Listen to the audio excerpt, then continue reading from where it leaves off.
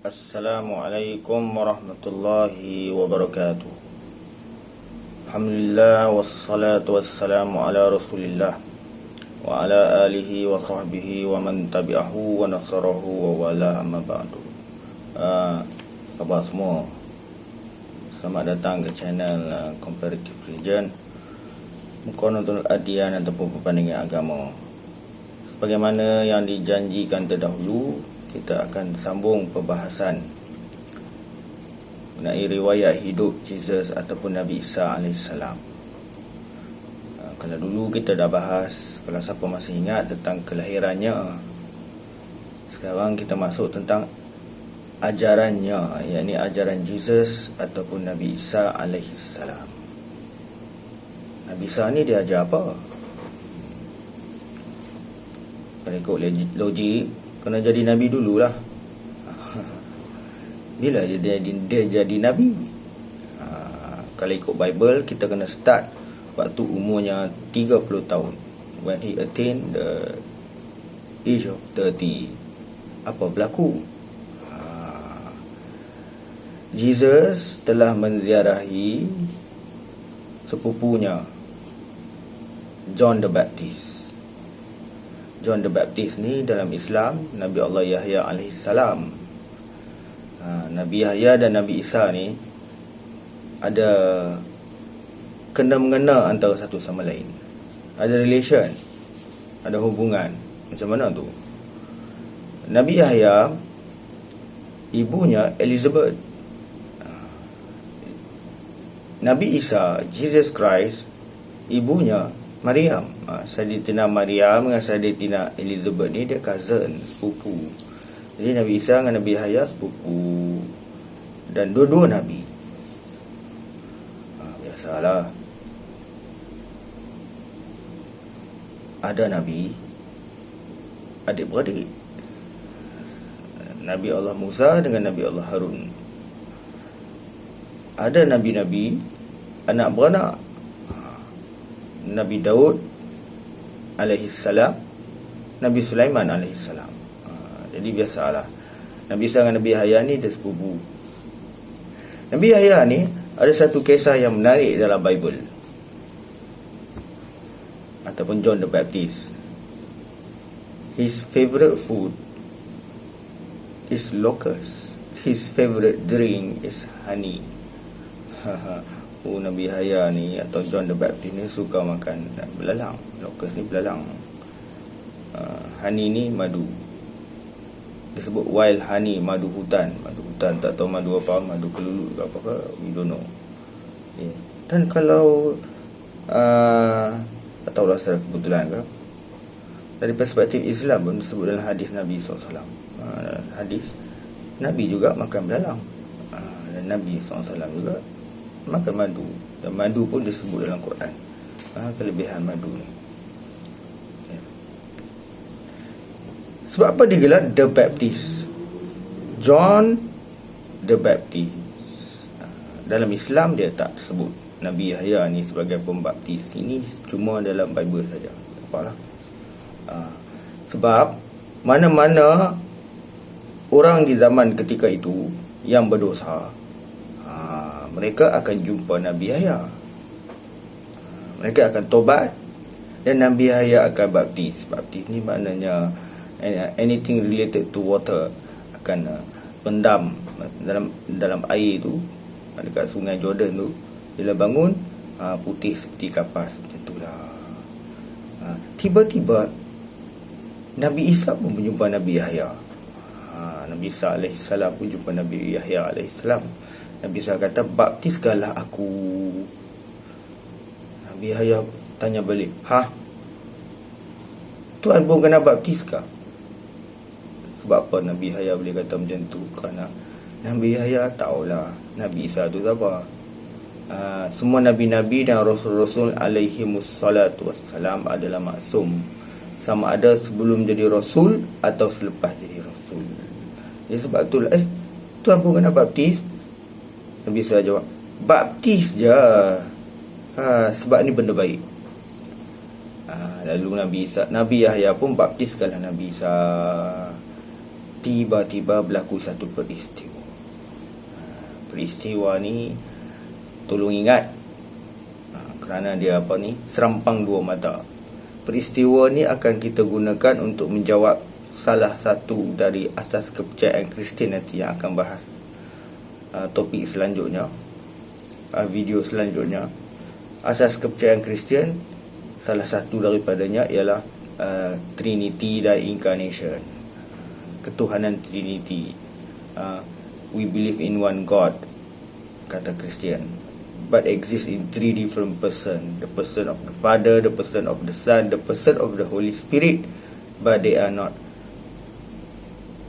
The person of the Father is God, the person of the Son is God, the person of the Holy Spirit is God, but they are not three God but one God.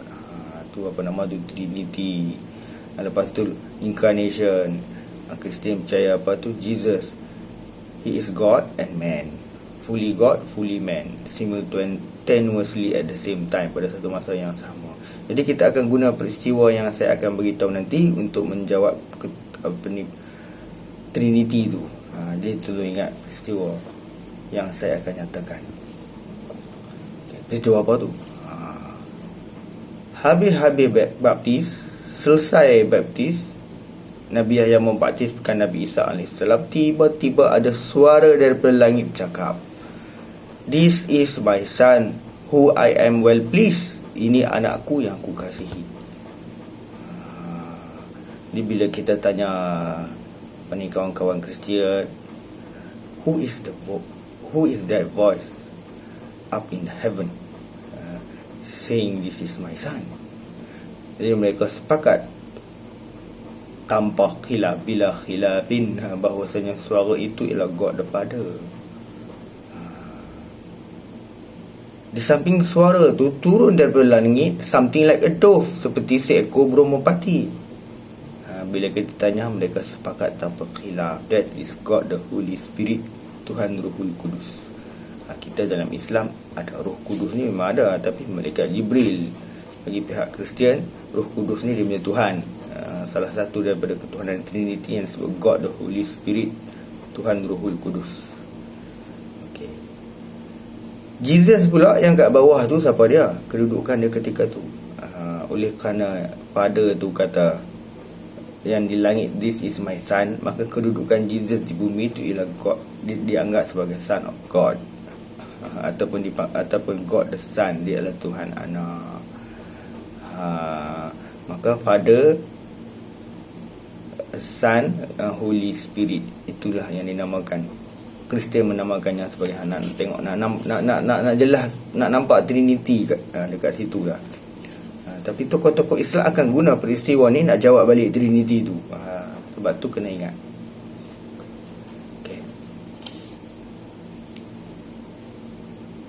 Apa yang menarik tuan-tuan dan puan-puan?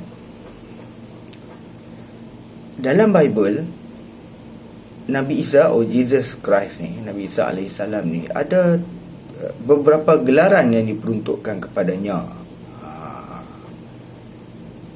Yang pertama, kita dah bahas yang dulu. Apa dia? Son of Man, anak manusia. Lepas tu dalam Bible juga sebut Nabi Isa digelar Nabi. Contoh, dalam Injil Matthew chapter 21 verse 11, semasa Nabi Isa masuk ke Baitul Maqdis, di masa akan datang dia masuk ke Baitul Maqdis dengan pengikut-pengikut, okay, dengan segala kejayaannya. Tiba-tiba kegemparan satu bandar Baitul Maqdis tu. Masyarakat terkejut. Siapa yang masuk tu? Siapa yang datang ni? Lalu sebahagian daripada mereka mengatakan, okay, sebenarnya dalam Matthew chapter 21 verse 11 ni, it's Jesus, the prophet from Nazareth in Galilee. Nabi Isa digelar prophet, Nabi. Okay. So dalam Islam no problem. Memang betul lah Nabi Isa ni Nabi. Dia juga memanglah anak manusia. Cuma gelaran anak Tuhan ni macam mana? Yang dikatakan dia diisytiharkan secara rasmi ketika dibaptis ni. Dari perspektif Islam macam mana Nabi Isa dianggap atau dikatakan sebagai anak Tuhan ni macam mana ni? Kita boleh terima ke tak? Perspektif Islam lah. Jadi kata tokoh-tokoh perbandingan agama, kata-kata para ulama, kalau ya pun Nabi Isa tu dia anak Tuhan, digelar anak Tuhan sekalipun, maka ianya adalah kias, metaphorically, not literally. Kias dengan maksud anak Tuhan equals to orang yang soleh, righteous person, orang yang baik, itu je. Bukan menunjukkan anak Tuhan secara hakiki. Sebab apa? Allah SWT ni lam yalid, tak beranak, walam yulad, dan tak diperanakkan. Jadi kalau dia digelar anak Tuhan sekalipun, okey, maka kias, bukan hakiki. Sebenarnya dalam Bible, kalau kita buat kajian Bible ni, ramai yang digelar anak Tuhan pun. Bukan Nabi Isa saja, ramai lagi tokoh-tokoh yang salih yang digelar anak Tuhan. Antaranya ialah apa tu? Dalam Luke chapter 4 verse 58, Injil Luke, Adam was the son of God. Nabi Adam digelar anak Tuhan. Orang Yahudi tak sembah Nabi Adam, Kristian pun tak sembah Nabi Adam, sebab mereka tahu bahawa ianya hanyalah kias. Dalam Matthew chapter 5 verse 9, Injil Matthew, Jesus, ini Jesus punya kenyataan. Waktu Sermon of the Mount, dia berkhutbah atas bukit, dia kata apa? Blessed are the peacemakers, okay, for they shall be called the children of God. Maknanya orang yang buat baik ini dirahmati kerana mereka akan digelar sebagai anak-anak Tuhan. Siapa yang buat baik digelar anak Tuhan. Kias. Okay. Dalam Jeremiah, ada satu surah atau kitab nama Jeremiah dalam Perjanjian Lama chapter 31 verse 9. Ni Tuhan yang kata. Tuhan kata apa? Abraham ni satu tokoh, satu figure, anak kepada Nabi Allah Yaqub alaihi salam. Yaqub ada 12 orang anak, salah satu anak ada nama Abraham. Jadi Tuhan kata apa pasal Abraham ni? Abraham is my firstborn son. Tuhan kata Abraham ni anak sulung aku. Padahal Abraham dah ada ayah Nabi Allah Yaqub. Macam mana Tuhan boleh kata anak sulung pula? Anak sulung Tuhan. Kias, nak menunjukkan apa ni, Tuhan sayang pada Abraham tu. Dia orang yang soleh, itu je. Firstborn lagi. Jesus tu macam mana? Bongsu ke apa? Okay, next. Ni Nabi Allah Daud. Dalam kitab Psalm chapter 2 verse 7. Psalm ni, kalau dalam Bible ni, bagi kita adalah kitab Zabur. Dalam kitab Zabur. Jadi dikatakan mengenai David, Tuhan berkata mengenai Nabi Allah Daud. Tuhan kata apa? Thou art my son. Wei Daud, hai Daud, engkau lah anak aku. Today I have begotten thee. Hari ni aku memperanakkan kau. Tuhan kata Nabi Daud tu anak dia. Hari ni Tuhan peranakkan dia. Ini semua apa? Kias. Yang paling hebat sekali ialah gelaran pada Nabi Musa alaihi salam. Kalau Kristian kata Nabi Isa tu Tuhan lah, anak Tuhan lah, Nabi Musa lagi hebat. Tapi orang Yahudi pun tak sembah Nabi Musa.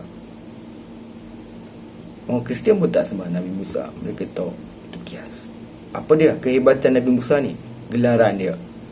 Kalau ikut kita Exodus chapter 7 verse 1. Exodus ni dalam Perjanjian Lama. Tuhan kata apa pada Musa alaihi salam? The Lord said to Moses, see, I have made you like God to Pharaoh. Kata Tuhan, aku jadikan engkau macam Tuhan. Tuhan kata, aku jadikan engkau Musa, made you like God to Pharaoh, sebagai Tuhan kepada Firaun. And your brother Aaron dan saudara engkau Harun will be your prophet, akan jadi nabi kepada engkau. Dia Tuhan panggil Musa Tuhan. Dan Harun, Nabi Allah Harun ialah nabi pula kepada Nabi Musa. Hui, dahsyat. Tapi masalahnya Jesus pula dianggap anak Tuhan secara hakiki. Itu dari perspektif Kristian. Setelah berlakunya pembaptisan, dah habis semua baptis, Nabi Isa alaihi salam pun baliklah ke kampung halaman. Dia balik kampung halaman. Sebelum sampai ke kampung tu, berlaku lagi satu peristiwa. Dalam Bible sebut tempted by the devil. He tempted by the devil. Maknanya apa? Nabi Isa ni telah diuji oleh iblis. Iblis pun tak ada kerja lain. Dia nak uji para nabi ni. Maka dia telah uji Nabi Isa alaihi salam. Menarik juga cerita Nabi Isa kena uji ni. Cuba kita perhatikan baik-baik. Saya baca Bible-nya. Kita kena berteliti, dengar betul-betul. The temptation of Jesus. Dalam Bible chapter 4 dalam kitab Injil Matthew, the Gospel of Matthew. Bahasa Arab sebut Injilu Mata. Mata is Matthew. Okay. So the temptation of Jesus. Disebut, then Jesus was led by the Spirit into the wilderness. Be tempted there by the devil. Nabi Isa pergi ke kawasan belantara ni, gurun hutan belantara ni, lalu diuji oleh the devil, oleh iblis. For 40 days and 40 nights he fasted and became very hungry. Nabi Isa ni dia puasa 40 hari ketika tu. Dan kata Bible, very hungry. He became very hungry. Dah lah, bukan saja hungry, very hungry. Ni lagi satu, nampak tak? Apa tu? Rupanya Nabi Isa puasa. Ini ciri-ciri keislaman kat sini. Dia puasa. Apa ni? Orang Yahudi pun masih puasa lagi sekarang. Orang Islam puasa, orang Kristian puasa tak? Ada yang puasa, tapi ada juga yang tak puasa. Dia ikut mazhab. Ada mazhab puasa, ada mazhab tak puasa. Very hungry menunjukkan apa? Ni memang 100% he is a man. Dia manusia lah. Okay. During that time, the devil came and said to him, Iblis pun berkata pada Nabi Isa, if you are the son of God, sekiranya engkau ni anak Tuhan. Kita dah bahas tadi bagi perspektif Islam, kalau dia gila anak Tuhan pun kias untuk menunjukkan righteous person, orang yang soleh, orang yang baik itu je. Okay? If you are the son of God, tell this stone to become loaf of bread.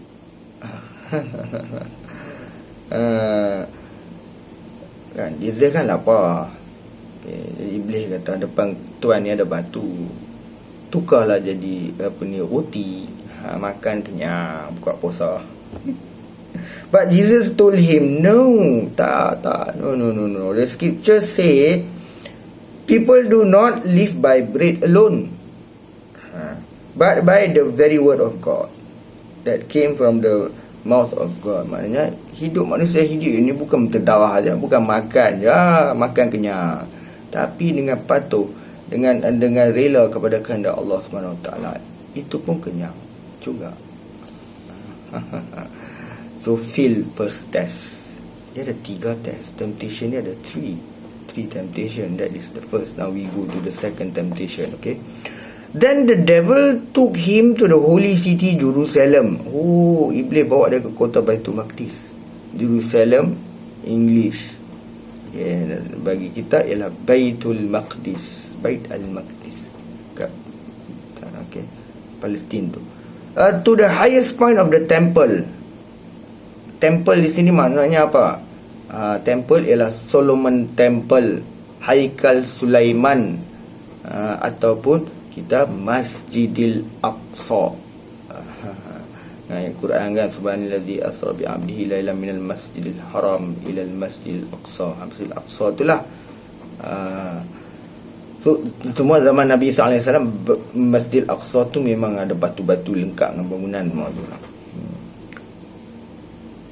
So dibawa ke tempat paling kemuncak Masjidil Aqsa tu, masjid tu, kat bumbung tu. Lalu kata Iblis, if you are the son of God, kalau Tuhan ni anak Tuhan, jump off, terjunlah ke bawah, for the scripture say he will order the angels to protect you. Tuhan akan suruh malaikat menjaga Tuhan, and they will hold you up with their hand, so you won't even hurt your foot on a stone. Tu je.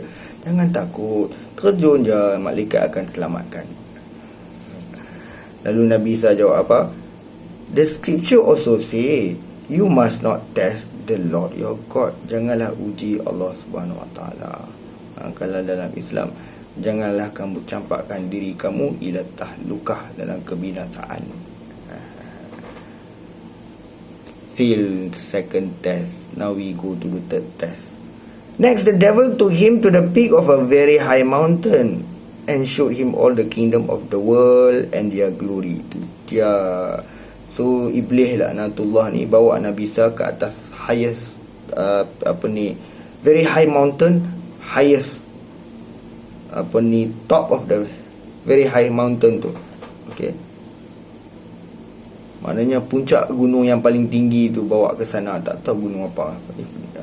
In our time it is Everest kan, 29,028 feet, or Kilimanjaro 28,000, but doesn't mention in the Bible what mountain. Okay, so tak kira lah, salah bawa ke tu. Lalu apa Iblis buat? And showed him all the kingdom of the world and their glory. Iblis tunjuk semua kerajaan-kerajaan, kemegahan kerajaan dunia ni. Sambil berkata, I will give it all to you. Semua saya akan bagi pada Tuhan. Okay, if you will kneel down and worship me. Syaratnya tunduk dan sujud pada aku. Kneel maknanya tunduk, and worship me, sujud dan sembah aku. Iblis tu sembah, sujud, sembah aku, baru dia bagi.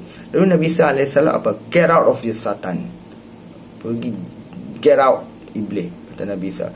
Jesus told him, for the scripture says, sebab kitab, dalam kitab suci ada kata, you must worship the Lord your God and serve him only.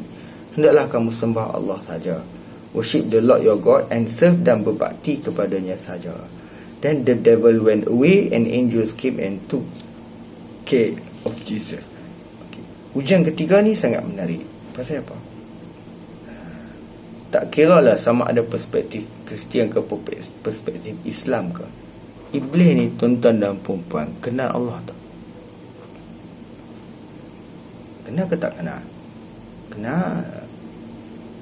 Iblis pernah cakap dengan Allah lagi. Khalaqtahu min, dalam perspektif Islam, khalaqtahu min tin, khalaqtani min nar. Kau jadikan dia ada daripada tanah, kau jadikan aku daripada api. Maknanya Iblis kenal Tuhan. Kristian pun sama juga. Iblis pun pernah argue, pernah dialog dengan Tuhan. So Iblis kenal Tuhan. Tiba-tiba dekat sini Iblis nak bagi sesuatu kepada Jesus, menunjukkan apa? Dari sisi Iblis sekalipun, Jesus tu dia bukan Tuhan.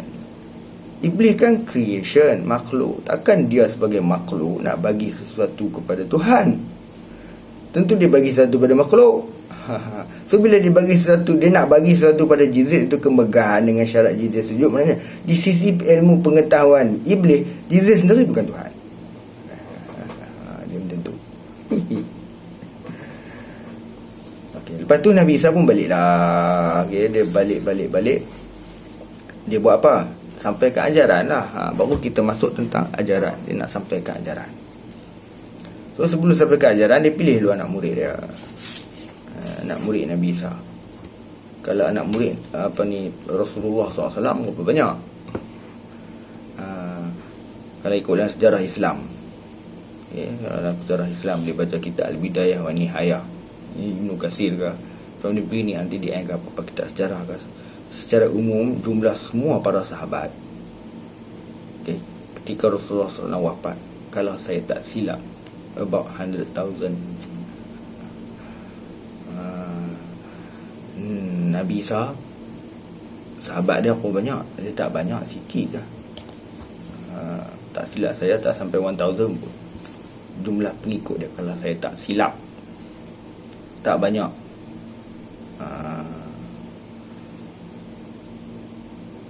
Namun murid utama dia 12. Murid utamanya 12 orang. Okay. Siapa dia yang 12 orang ni? Yang ni murid Nabi Isa AS ni, yang 12 orang ni siapa dia? Cuba kita tengok nama-nama, kita kenalan sikit. Sebagaimana dalam Bible, The Gospel of Matthew, surah Matthew chapter 10, ni nama 12 orang yang mana semuanya Bani Israel. Tak sebagaimana kalau sahabat Rasulullah SAW, sama ada sahabat utama ke atau sahabat yang biasa ke, yang jumlah keseluruhan semua sahabat tu 100,000 ketika Rasulullah SAW wafat. Okay. Bukan saja orang Arab, ada orang Rom, contoh Suhaib Ar-Rumi, Sayyidina Suhaib Ar-Rumi. Ada orang Ethiopia seperti Bilal Ibn Rabah. Ada orang Yahudi, iaitu ada orang Yahudi, ada nama Abdullah bin Salam, pendeta Yahudi lagi. Kemudian ada orang Iran, belah-belah Iran tu siapa? Sayyidina Salman Al-Farisi. Jadi orang Parsi, Salman Al-Farisi. Jadi international. Tapi Rasulullah Nabi Isa AS, murid dia, tak kira yang utama ke ataupun yang biasa ke, murid biasa, semuanya adalah Bani Israel. Sebab dia adalah Rasulun ila Bani Israel. Jadi dipilihlah 12 orang. Pasal apa 12 orang? Anak Nabi Allah Yaqub, 12 orang. Yaqub tu ialah Yaqub, Nabi Allah Yaqub AS, gelaran dia yang lain ialah Israel. Anak dia, yang dia ada anak 12 orang. Nabi Yaqub AS ni anak dia 12 orang. So anak-anak dia lah yang digelar Bani Israel. Yang pertama nama dia, anak murid 12 ni ialah Simon, also called Peter.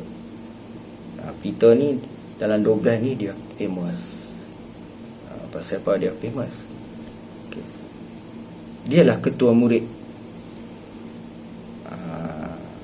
Kalau dalam Islam, para sahabat Rasulullah SAW, seolah-olah ketua dia ialah Sayyidina Abu Bakar. So Sayyidina Abu Bakar bagi Nabi Isa AS ialah Saint Peter.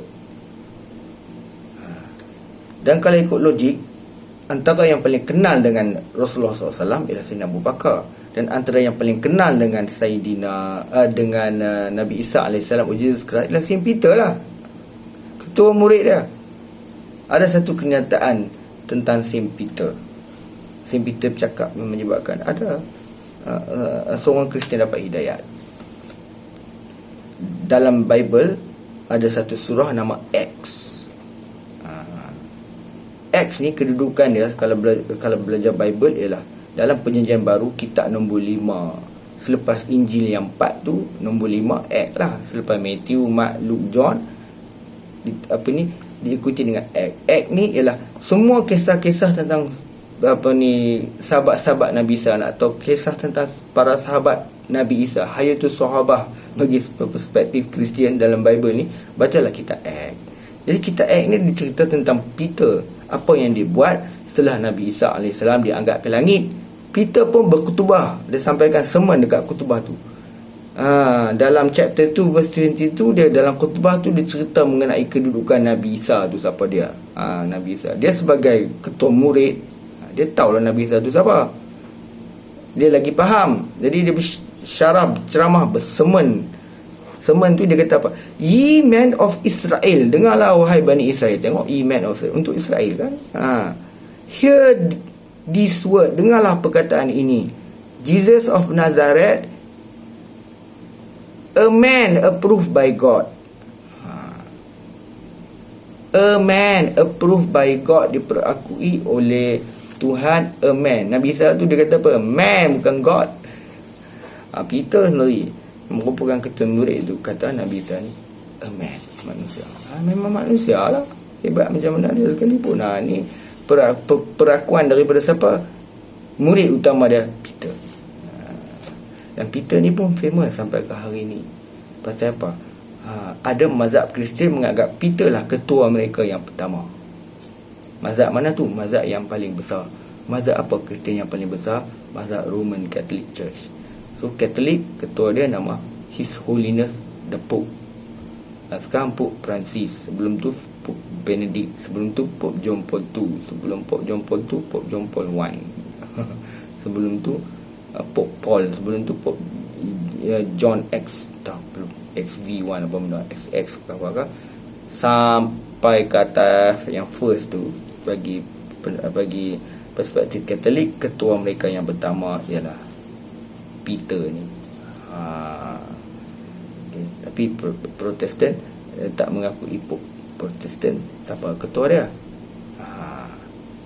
Siapa ketua Protestan lah? Protestan tak ada ketua. Nak ketua macam mana? Protestan pun protes sama Protestan. Okey. Itu Peter. Ada sebelah lagi ya. Andrew yang kedua, saya pun tak tahu Andrew ni siapa. Cuma dikatakan dia adalah saudara bagi Peter, tapi cerita banyak pasal Andrew saya tak tahu. Kemudian James, son of Zebedee, tak banyak cerita. John, James brother. Philip, Bartolomeo, Thomas. Thomas ni dia tulis Injil, tapi Injil tu tak diperakui oleh gereja, tak ada dalam Bible. Bible ada Matthew, Mark, Luke, John. Jadi Injil Thomas tak ada. Pasal apa? Dia anggap tak sahih. Dan Thomas ni dia meninggal di India. Palestin pergi India. Ya, dia lari. Setelah Nabi Isa diangkat ke langit, berlaku rebellion, revolution. Orang-orang Israel lawan pemerintah Rom yang jadi penjajah. Rom hantar batalion, musnahkan orang Yahudi, hancur lebu kota Baitul Maqdis. Semua orang Yahudi lari, ada yang terbunuh, ada ditampukan sana sini. Dan anak-anak murid Nabi Isa yang merupakan bahagian daripada orang Yahudi lari ke sana kemari. Ada yang sampai ke India, iaitu Thomas. So type dekat Google tu, tulis Thomas died in India. Kemudian Matthew, Injil Matthew, James, Thaddeus, Simon, last sekali ni Judas Iscariot. Judas Iscariot inilah yang jadi pengkhianat kepada Nabi Isa alaihi salam. So itulah secara ringkas pengenalan kepada anak murid Nabi Isa yang kita akan teruskan selepas ini. Ialah baru kita masuk ajarannya. Sebenarnya nak cerita ajaran pun tak masuk lagi. Walaupun belum mula kita kata ajaran kan. Sebab nak pergi ke ajaran tu kena tahu dulu. Sebelum dia nak mengajar, dia kena jadi Nabi lah dari perspektif Islam, dan jadi anak Tuhan dari perspektif Kristian. Jadi insyaAllah kita akan sambung dalam video yang seterusnya mengenai ajaran Nabi Isa alaihissalam. Okay, aku qauli hadza wa astaghfirullah li wa lakum. Assalamualaikum warahmatullahi wabarakatuh.